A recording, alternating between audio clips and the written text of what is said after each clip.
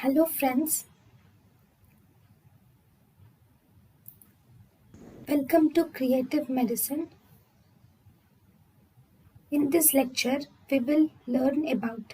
Hello friends, a question was asked, which beta blocker with D isomer is nebivolol. Nebivolol is the beta blocker with D isomer. D isomer will has beta blocking action. Actually, if you see, nebivolol has two isomers, D isomer and it has L isomer also. D isomer is important in beta blocking action, whereas L isomer will produce nitric oxide and it causes vasodilatation. Whereas one more question which is asked is beta blockers with L isomer causing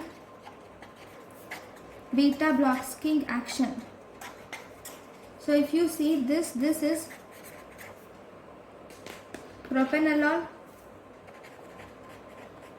atenolol, metoprolol, esmolol and timolol.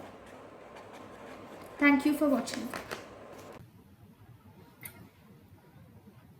Thank you for watching.